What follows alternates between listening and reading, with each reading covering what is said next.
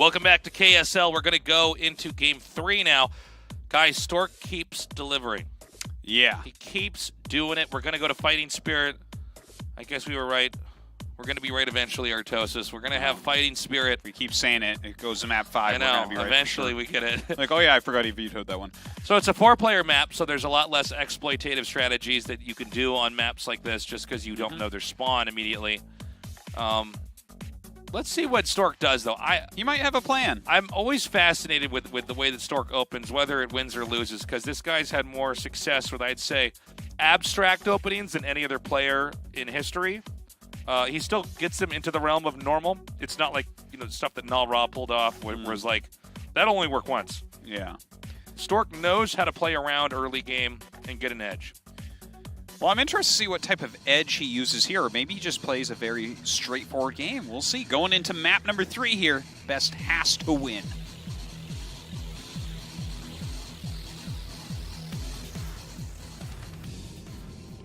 All right, we've got Best in the upper left and Stork in the bottom left. Okay. Well, is there any secret strategy that you can kind of use here once in a while to really catch someone off guard in a 4-player map in general? A secret strategy? I don't know. On a 4-player map, I don't know if there's any secret strategy, right? Is there? For any? Well, they're going to scout you late, right? Or there's a decent chance they scout you you mean late. like something like a CC first, like you see in Maybe. TV? No, well, first of all, you can scout pretty quickly in this matchup unless you choose to play blind. Generally, any secret strategies come after you have a Dragoon out that can guarantee they don't scout, basically. Okay. Once you've got a Dragoon out and you've made sure there's nothing that got into your main, and you've kept them at bay, that's when you can actually, like we saw in Game 1, we saw him go for Nexus, and then make a bunch of gateways. That's an example of a strategy where you're trying to be sneaky. Okay. You're trying to just eke out an advantage early on because you think they might play conservatively, and it worked in that. So on this map, the only other thing you can really do is if you get a Zealot out before their probe gets there, and you block the ramp. Oh, Artosis. Yeah. That is amazing. Yeah, that can be very annoying. And from there, you could do all sorts of stuff. You can do so many things because they don't even get to count how many gates you have. They don't know if you. I mean, it's funny because even on lower levels, you can have games where the Zealot blocks it and you find out they went 2 gate. Oh, and it comes and you go, oh, okay, I guess. The 3 Zealots walk to your base and you're like, what? Yeah, exactly. Yeah, I've seen that build. That's actually a funny one. I like it. Yeah. Now, in this case, Best scouted first. He's going to get inside Stork's main, which is good for him. He really needs to get this intel. Now, even if you get the scout in there, they don't have to show you what they're doing, but you're at least guaranteed to get, a semblance of is this game normal or not. Yeah, and it's not like they can, rush right up to the tech tree when the Cybernetic score finishes. They have to get that Dragoon to chase you. You can't, for instance, you could have gotten one Zealot at your ramp, stopped the probe, and then actually made a Citadel before the Dragoon. It's something hilarious like that, and maybe they skipped a Zealot or something like that. It's one of the reasons why we normally see one Zealot pop out right before the Dragoon goes. Yeah. The PvP build orders, it was played one way for a long time where you continuously pumped probes, and then now there's builds where you halt probes to squeeze one Zealot out and then resume probe production. And it's like a safety net against Manor Pylon, against 2-gate. All that stuff. When I see people try to go to straight Dragoon, if they get one Manor Pylon off and rally a Zealot, that feels like a very tough position. Yeah. Watching a Dragoon try to kill a Zealot without losing all your probes when there's a Manor Pylon in your line. Yeah. Woo! It's funny because if a Zealot's fighting a Dragoon, the Dragoon can be microed endlessly and basically win. But if it's actually trying to fight, if it's trying to kill a Zealot and the Zealot's attacking probes, so many probes are going to die, basically. This is so cute by Stork. Just keeps that there long enough. Yeah. So now we get to see what the tech is. It's going to be a Robo. Okay. On small map ramps, one popular build is to go for Observer, Reaver, Expand. And you just keep the Reaver safe and push a Nexus out. This is kind of your... I know that build. If you want to play safe and get a base up, this is what you do. What? Oh, sorry. I thought there was nothing on gas. Still though. So he's going for a Nexus then? Yep. So is this just going to be Nexus 3 gate again against possibly Observer or probably the Reaver walking down the ramp like you said? There's no way to know for sure until we see, because they're both trying to second guess each other and outthink each other. So basically, when so here's the mind game going on. Best gets the scout off, right? I'm sorry, it was Best that scouted Stork, right? Well, they both scouted each other. But Best, when Best got his scout off, he confirmed there was gas being taken. He saw that Dragoon range was being taken. And the craziest thing that Stork can do is to stop mining gas and make a Nexus. That's like so crazy, because when you see gas, you say, okay, there has to be tech. Yeah. And so Stork went for the craziest possible route.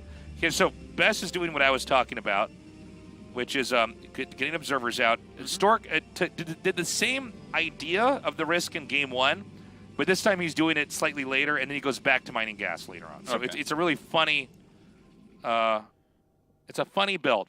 Now, maybe Best doesn't expand with this. Maybe Best decides to do some kind of a push. He's allowed to do that as well. I mean, he did get one shuttle out here right away. Yeah, it seems like minimum he wants to go in for some harassment, but this feels very similar to the game 1 on Medusa, right? Where it's the very quick Nexus from Stork into the 3 gates. He's going to have way more units than his opponent. Yes. But unlike game 1, there's a ramp here. So Stork can't just walk across and necessarily break him. Right. Well, Best's larger problem is that he's expanded late and he hasn't confirmed that this is here. So he gets this one observer. This is shuttle, observer, Reaver. This is the fastest way to get all 3 things in an order that can make sense. And so that observer is going to move out now, and then see that and confirm to Best that Best is in a disadvantageous position. Yeah. So he's actually sending up his units here once again. What's actually on the ramp? I saw a lot of Zealots being made. Oh, man. Well, if he turns... like he's not worried about the ramp here. He just wants to... He should be, though. No. But the play here is just to make sure that he doesn't have a Nexus of his own. And he sees there's no Nexus here, and he goes, okay, fine. Can't you break that, though? Possibly. It'll depend on how the Dragoon pairing shots go. You go for it no matter what, because there's no way that they have enough Dragoons to do damage to you. Yeah. But there will be a Reaver out here, and that's what he's going to turn around. But you basically go for this no matter what, because if they're not getting the Reaver, then you punish further. He missed a lot of shots there. Yeah. It's it's just a fight. In every matchup, when you have a fight on the ramp, it's like, well, hold on, let's see how this goes. But he does thin out that number, and look at this great position here with the Dragoons. He fans these out. Now, Best intelligently went for shuttle speed, but Stork sees it, though. Sees the angle it's trying to come in from, so that's very valuable. Now, what Stork wants to do from here is just defend everything and maintain the lead and win the race.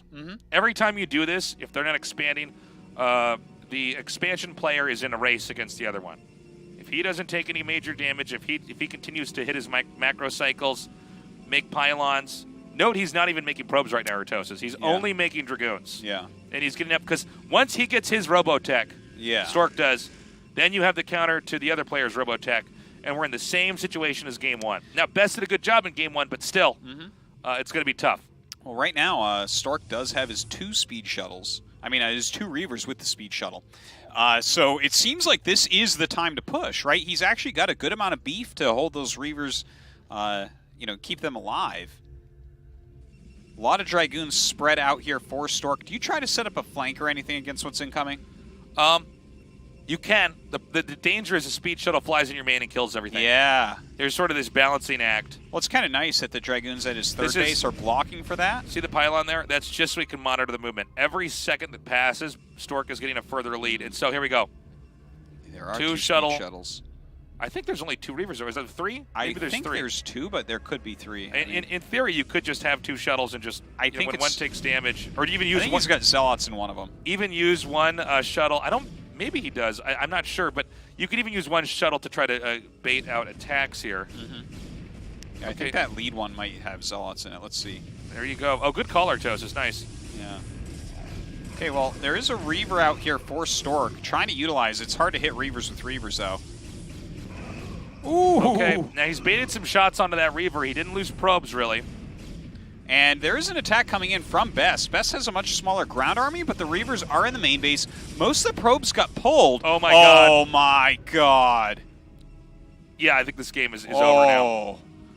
He lost That's that. brutal. There's going to be a second Reaver coming out. You know, Stork is so smart. I love the way he's played this. Yeah. You know, he just keeps that lead. It shows how much PvP can be about taking risks. Mm-hmm. You know? Best, again, went for kind of a standard style of play, and Stork's punished him for it. Yeah. And even with shuttle speed, I don't know that that can save you now. Again, Reavers are only as good as they have enough Dragoons around them to cover them. Yeah, and we're seeing that here.